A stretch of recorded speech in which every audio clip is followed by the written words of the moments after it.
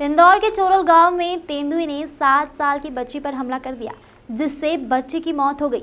वह रात को अपनी मां के साथ झोपड़ी के बाहर सो रही थी, तभी तेंदुआ वहां आया और मासूम की गर्दन को मुंह में दबोच कर ले जाने लगा।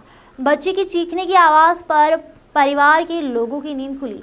जब सब लोग वहां आए तो थोड़ी दूर जाकर तेंदुआ बच्ची को छोड़कर जंगल की ओर भाग गया। घटना बुधवार देर रात 2 बजे सिमरोल थाना क्षेत्र के चोरल रेंज के मेंडल गांव की है। यहां 7 साल की रुबीना अपनी मां के साथ झोपड़ी के बाहर सो रही थी, तभी तेंदुए ने बच्ची पर हमला कर दिया। शोर सुनकर गांव के लोग भी आ गए। ग्रामीणों ने पत्थर फेंककर बच्ची को बचाने की कोशिश की, लेकिन गला दबने से बच्ची की सांस रुक गई। इसके बाद तेंदुआ कुछ दूरी पर बच्ची को छोड़कर भाग गया। बच्ची का गला बुरी तरह जख्मी हो चुका था। तेंदुए के दांत गले के अंदर तक जाने से बच्ची की सांसें रुक गई। कुछ देर बाद उसकी मौत हो गई। परिजन इलाज के लिए मासूम को अस्पताल तक नहीं ले जा सके। बच्ची के माता पिता गांव और जंगलों में मजदूरी करते हैं, इसके चलते जंगल में ही झोपड़ी बनाकर रहते हैं।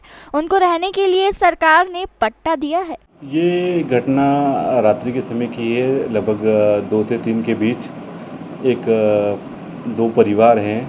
इसमें से एक को वनाधिकार पट्टा भी मिला हुआ है। ये हमारे चोरल में दूधिया बावड़ी कक्ष में कंपार्टमेंट नंबर 205 में ये लोग निवासरत हैं। उनकी झोपड़ी के सामने बाहर ही सो रहे थे खटिया वटिया डाल के। तो तभी तेंदुए ने उन पर, बच्ची कोने में सोई हुई थी, उस पर अटैक कर दिया और बच्ची को घायल कर दिया। उस समय ऑन द स्पॉट ही बच्ची की डेथ हो गई। तो इसमें किस तरह के विभाग द्वारा कार्रवाई की जा रही है? अभी वर्तमान में उनको इमीडिएट हेल्प के लिए हमने जो 20,000 की राशि दी है, और अभी एक दिन के अंदर कल तक उनको जो 4 लाख का जो शासन द्वारा निर्धारित मुआवजा है वो उनको दे दिया जाएगा। और साथ ही गांव में और सभी जगह हिदायत भी दी है कि लगातार मूवमेंट है तेंदुए का, उसके लिए वो सतर्क रहें, अपने पशु बाहर नहीं छोड़ें और खुद भी बाहर नहीं सोएं। वहीं वन विभाग से मिली जानकारी के मुताबिक घटना रात 2 से 3 बजे के बीच की बताई जा रही है। वन विभाग ने बताया कि चोरल रेंज में तेंदुए के मूवमेंट होते रहते हैं।